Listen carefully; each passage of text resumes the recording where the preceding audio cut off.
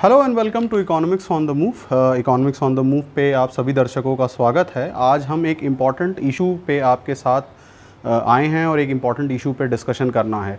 देखिए, national sample office जो कि ministry of statistics and programme implementation के अंतर्गत आती है, इसने अभी एक डेटा दिया। उस डेटा से उसने ये बताया कि 2020-21 का जो ग्रोथ रेट आया है वो -7.3 आया है। यानी साल भर में जो इकॉनमी में प्रोग्रेस नहीं किया है बल्कि एक तरीके से निगेटिव की तरफ मूव किया है। और यहाँ पे मैं एक बात और बता दूं कि भारत में ये पहली बार नहीं हुआ है बल्कि इससे पहले 4 बार ऐसा भी हुआ है जब भारत की अर्थव्यवस्था निगेटिव में रही। जैसे 1980 में रहा, 1973, 66 और 58। यानी अगर हम पीछे जाएं तो 4 सालों में इस तरीके से मिलता है और 2020-21 में भी ऐसा ही कुछ देखने को मिला। लेकिन ये 4 सालों में और इस साल में कुछ फ़र्क रहा। ये 4 साल जब भारत की अर्थव्यवस्था निगेटिव में रही तो उसमें देखा ये गया था कि एग्रीकल्चरल सेक्टर का जो परफॉर्मेंस था वो भी बहुत ख़राब रहा। लेकिन इस साल कुछ अलग सिचुएशन या अलग पिक्चर देखने को मिली है कि एग्रीकल्चर सेक्टर इस साल जो रहा वो तकरीबन 3.6% के साथ प्रगति पे रहा, आगे बढ़ा, ग्रो किया एज़ कम्पेयर टू -7.3% जो कि पूरे साल की अर्थव्यवस्था रही। -7.3% का आप ये भी मतलब समझ सकते हैं कि ओवरऑल जो हमारी अर्थव्यवस्था रही वो बिल्कुल ग्रो नहीं की, बिल्कुल प्रोग्रेस नहीं की, बहुत ख़ास कोई कामकाज नहीं हुआ। लेकिन एग्रीकल्चर, जिसमें एग्रीकल्चर आता है, फॉरेस्ट्री आता है, फिशिंग आता है, उसने काफ़ी बेहतर परफॉर्मेंस किया। अब देखिए, इस सारी चीज़ों पे जब हम डिस्कशन कर रहे हैं तो एक इम्पॉर्टेंट इशू है। इशू ये है कि ऐसा क्या हुआ कि भारत की अर्थव्यवस्था निगेटिव में गई लेकिन एग्रीकल्चर या कृषि क्षेत्र का जो परफॉर्मेंस था वो बेहतर साबित हुआ। तो आज हम इसी पे चर्चा करने वाले हैं कि ऐसा क्यों हुआ कि एग्रीकल्चरल सेक्टर जो था वो बेहतर परफॉर्म किया as compare to rest of the economy. यानी बाहर इकॉनमी की जो बाकी हिस्से हैं, चाहे वो हम ऑटोमोबाइल की बात करें, चाहे हम सर्विस सेक्टर की बात करें, चाहे हम बाकी और सेक्टर्स की बात करें, तो आज इसी पे हम बात करने वाले हैं कि वो क्या कारण थे। तो देखिए, पहला कारण जो है वो है मानसून। यानी आरबीआई ने भी बार बार इस चीज़ की तरफ इशारा किया है कि जो साउथ वेस्ट मानसून है, यानी जो जून टू सितंबर रहता है, वो बेहतर साबित हुआ है as compare to rest of the year. यानी पिछले 4 सालों की जब हम बात करें तो यानी जब मैं 1980 की बात कर रहा हूँ, 1973, 66 और 58 की बात कर रहा हूँ, तो ये चारों सालों में जो रेनफॉल रही है वो एवरेज से भी कम रही। यानी एवरेज जो थी उस दौर में 88 सेंटीमीटर थी। और अगर मैं थोड़ा सा ज्योग्राफी के टर्म्स में आपको समझाऊँ तो यानी अलग अलग दौर में, जैसे अगर मैं बात करूं कि 79 में 70 सेंटीमीटर रहा, 72 में 65 रहा, 65 में 70 सेंटीमीटर रहा और 57 में तकरीबन 78 सेंटीमीटर रहा। लेकिन वो जो 88 सेंटीमीटर जो एवरेज था उससे भी कम रहा। यानी 2019 की अगर मैं बात करूं जून टू सितंबर की, तो 97 सेंटीमीटर रेनफॉल रही, जो कि आमतौर पे मिलीमीटर में लिखा रहता है, लेकिन मैंने उसको सेंटीमीटर में कन्वर्ट कर लिया। और 2020 जून टू सितंबर की अगर मैं बात करूं तो 96 सेंटीमीटर रहा। यानी एक तो रीज़न ये रहा कि साउथ वेस्ट मानसून बहुत अच्छा साबित हुआ, जिसकी वजह से ओवरऑल प्रोडक्टिविटी बहुत हाई रही।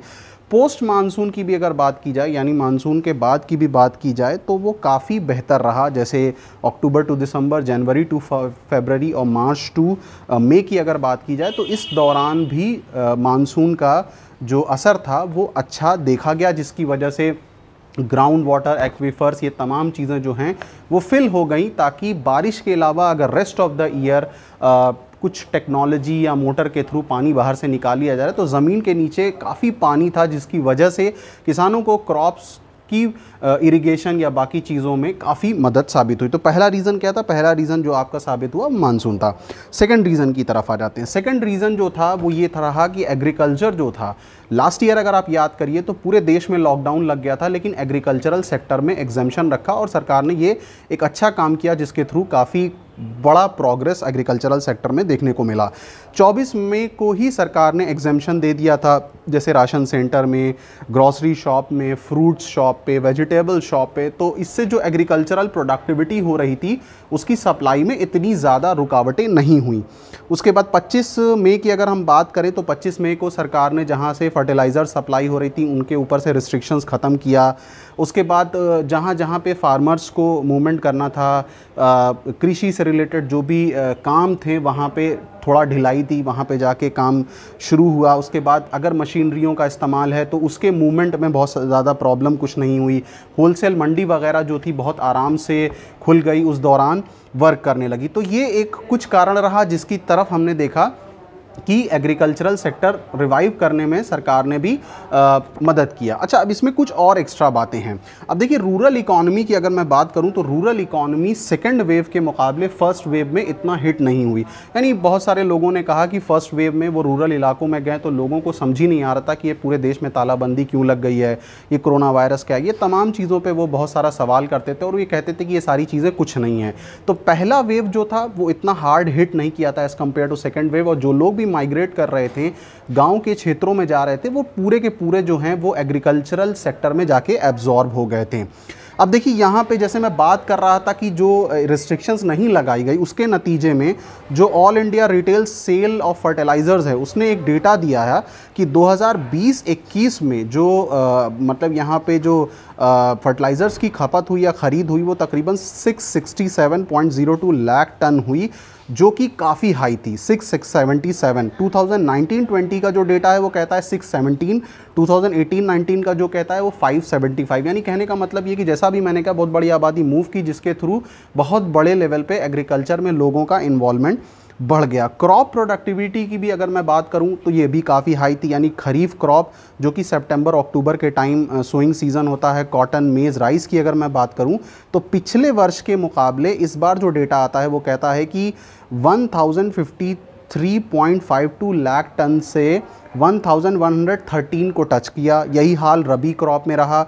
रबी यानी जो मार्च अप्रैल के टाइम सोइंग होती है, जैसे ग्राम, पीस, वीट, गेहूं वगैरह की बात की जाए तो 665 से 684 टच किया। यानी कहीं ना कहीं प्रोडक्शन भी बहुत ज़्यादा हाई गया था।